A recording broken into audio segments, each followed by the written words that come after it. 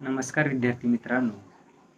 कालच्या तासाला आपण साठवणुकीतील धान्यावर पडणाऱ्या प्रमुख किडी याचा किंवा हे प्रात्यक्षिक आपण सुरू केलेलं आहे.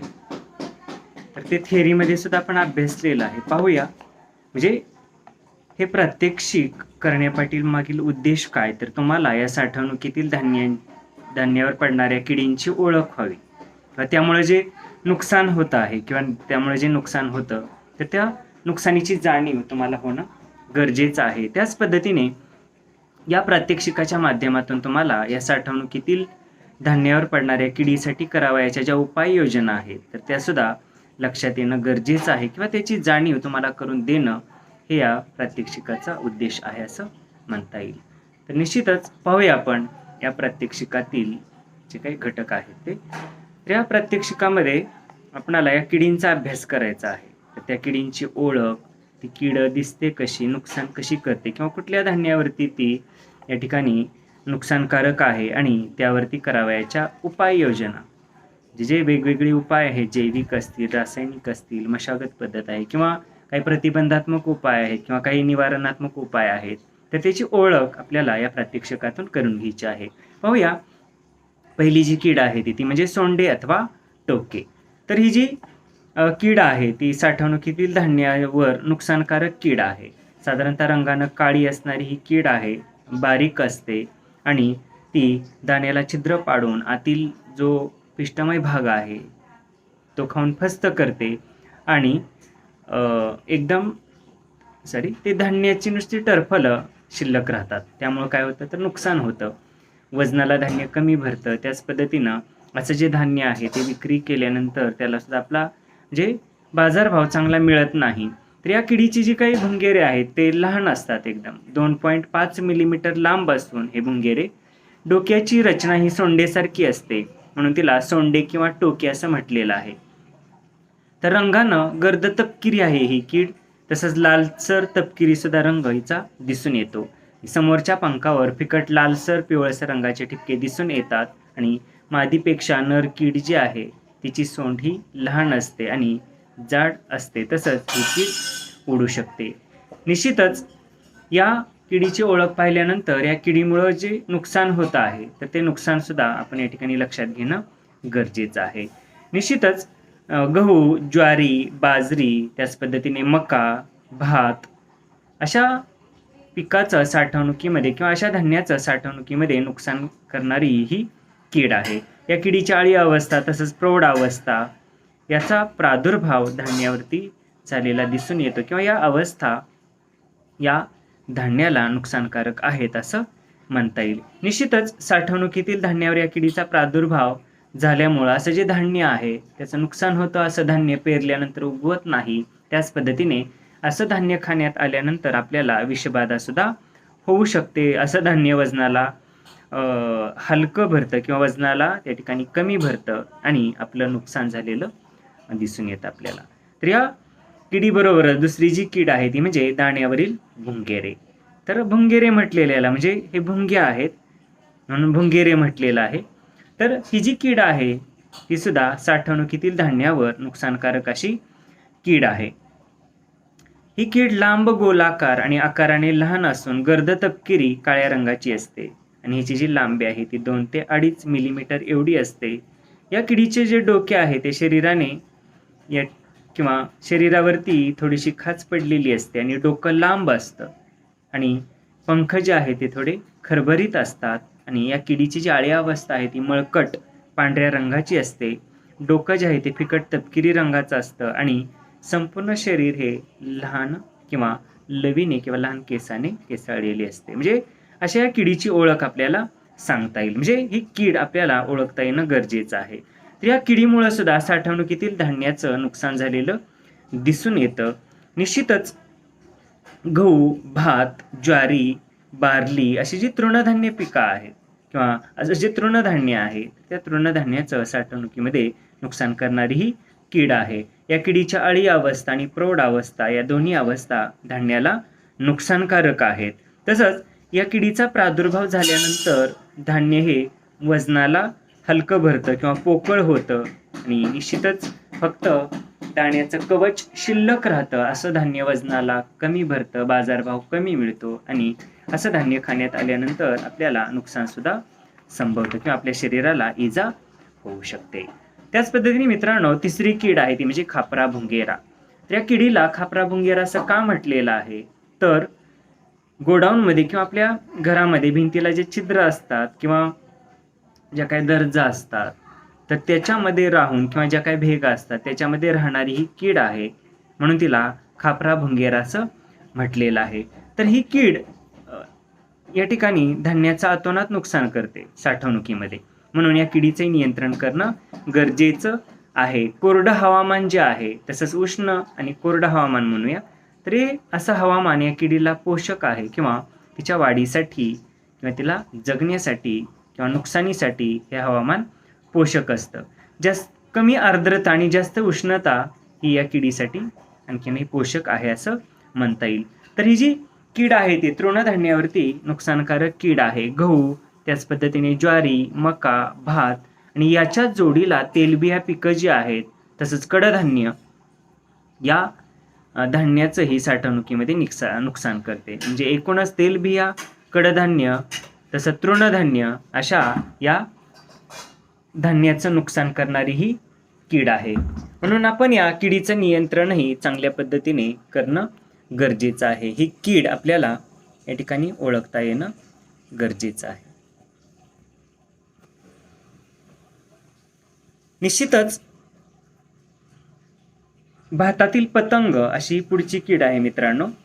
तर भात या पिकावरती किंवा भात या पिकाचं साठवणुकीमध्ये नुकसान करणारी ही कीड आहे, म्हणून तिला भातातील पतंग असं म्हटलेलं आहे.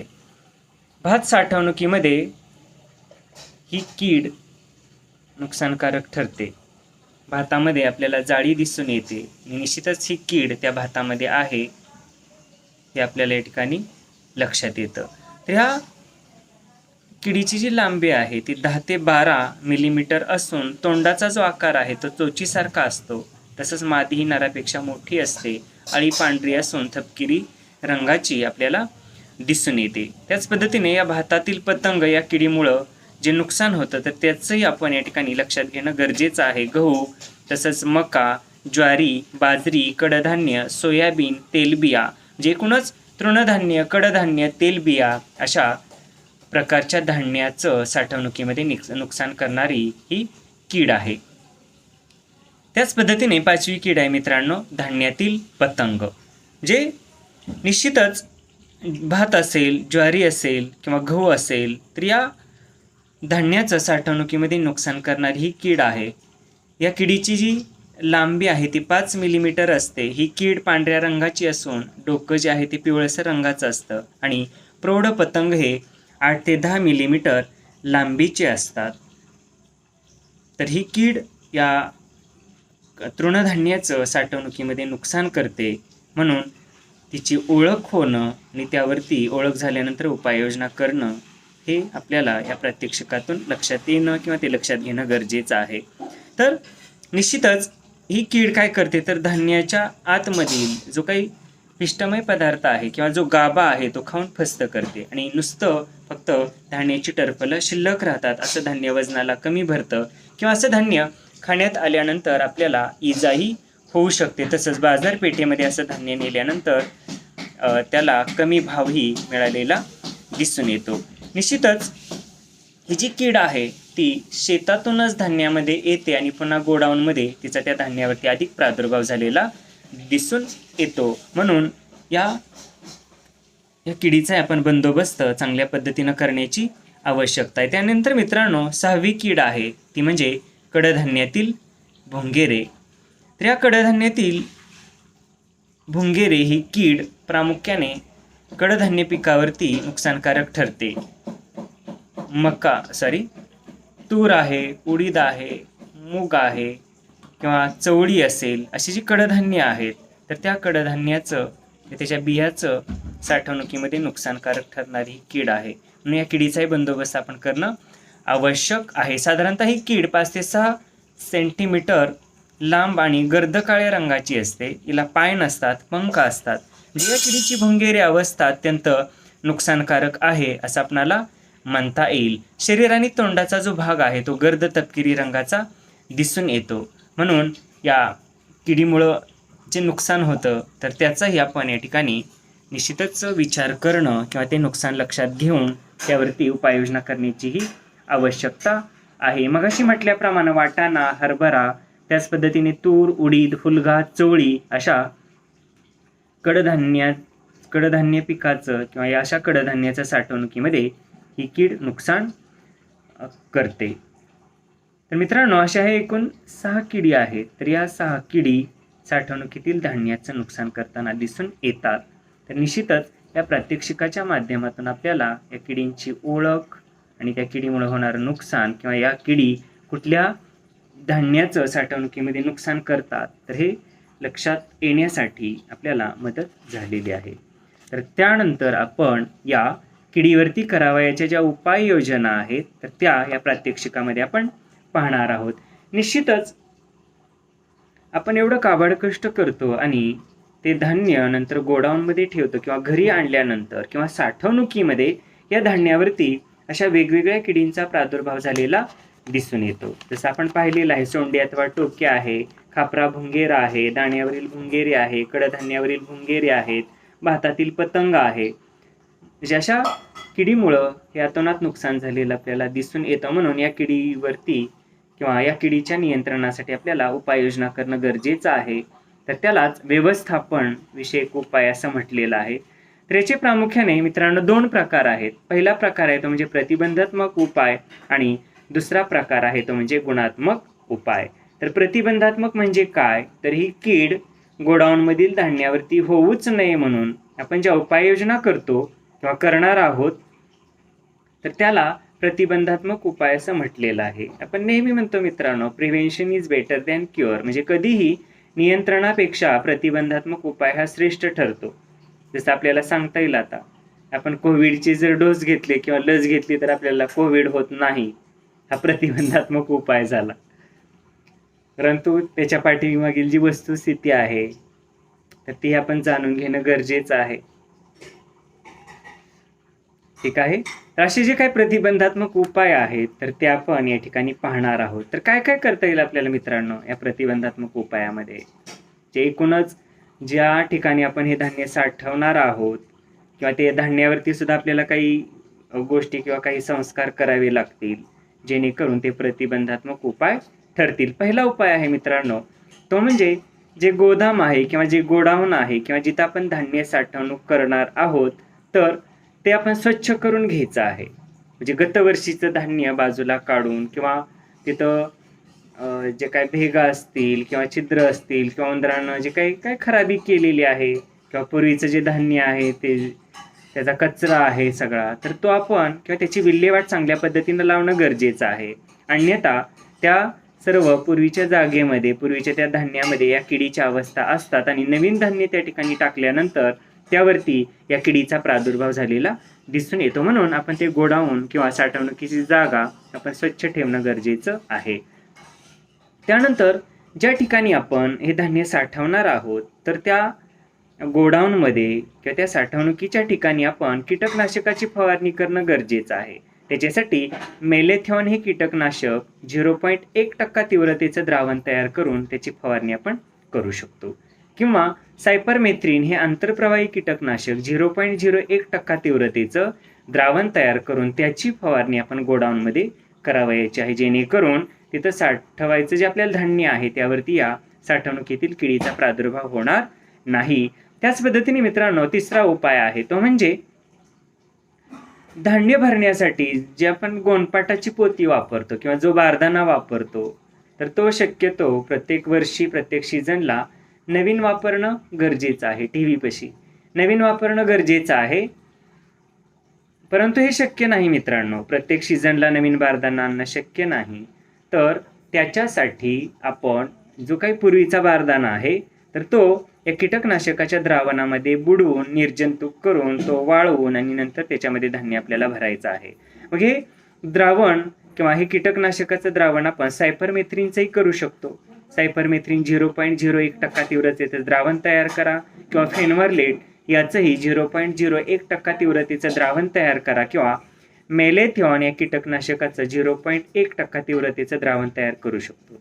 या तिन्हीपैकी कुठल्याही एका कीटकनाशकाचं द्रावण करा, त्याच्यामध्ये बारदाना बुडवा आणि नंतर तो उन्हामध्ये सुकवून त्याच्यामध्ये धान्य भरायचं आहे, जेणेकरून तो बारदाना निर्जंतुक होतो आणि त्यावरती किंवा त्यामधील धान्यावर किडीचा प्रादुर्भाव दिसून येत नाही. पुढचा उपाय आहे मित्रांनो चौथा, तो म्हणजे धान्य किंवा शेतामध्ये मळणी केल्यानंतर धान्य आपण कडक वाळवणं गरजेचं आहे, जेणेकरून त्याच्यातील जो ओलावा आहे तो 8%च्या खाली आला पाहिजे. ऑब्जेक्टिव्हला विचारलं जातं मित्रांनो, किती टक्केच्या खाली ओलावा किंवा धान्यातील ओलावा किती टक्केच्या खाली आणला असता ते धान्य साठवणुकीतील किडीला नुकसानकारक ठरत नाही किंवा साठवणुकीतील किडीचा प्रादुर्भाव त्या धान्यावरती होत नाही. तर त्याचं उत्तर आहे 8%च्या खाली ओलावा त्या धान्याचा आपण आणला पाहिजे. त्याच्यासाठी ते धान्य कडक उन्हामध्ये वाळवायचं आहे किंवा पिकाची काढणी केल्यानंतर ते पीक सुद्धा आपण चांगल्या पद्धतीनं वाळवून त्या धान्यातील ओलावा कमी करू शकतो. हा उपायही प्रतिबंधात्मक उपायामध्ये मोडतो. त्यानंतर मित्रांनो पुढचा उपाय आहे तो म्हणजे ज्या ठिकाणी आपण धान्य साठवणार आहोत त्या गोडाऊनमध्ये, त्या कोठीच्या खोलीमध्ये म्हणूया आपण, जर ओलावा असेल तर धान्याला लवकर या किडीचा प्रादुर्भाव होतो. म्हणून आपण त्या गोडाऊनमध्ये खाली जमिनीवरती चटई असतील किंवा पॉलिथिनचा कागद आपण अंथरून त्याच्यावरती या धान्याच्या गोण्या किंवा धान्य साठवणं गरजेचं आहे, जेणेकरून ओलाव्यापासून बचाव होईल आणि त्या धान्याचं साठवणुकीतील किडीमध्ये नुकसान होणार नाही. त्याच पद्धतीने पुढचा उपाय आहे तो म्हणजे धान्य वाहतुकीची जी साधनं आहेत तर ती आपण निर्जंतुक करणं गरजेचं आहे. जे काही आपले ट्रॅक्टर्स असतील किंवा जे काही टेम्पो असेल आपला किंवा जी काही धान्य साठवणुकीची इतर साधनं असतील तर त्याच्यामध्ये मित्रांनो पूर्वीचं धान्य पडलेलं असतं, तसाच कचरा असतो. त्या धान्यामध्ये, त्या कचऱ्यामध्ये या साठवणुकीतील किडी जिवंत असतात, राहत असतात आणि अशा वाहनामध्ये आपण जेव्हाही धान्याची पोती टाकतो किंवा धान्य टाकतो आणि नंतर ते गोडाऊनमध्ये नेतो, तिथं टाकतो आणि निश्चितच या वाहनातून त्या धान्यावरती किडीचा प्रादुर्भाव झालेला दिसून येतो. म्हणजे आपल्या हे लक्षातही येत नाही, म्हणून आपण अशी जी काही वाहतुकीची साधनं आहेत ती सुद्धा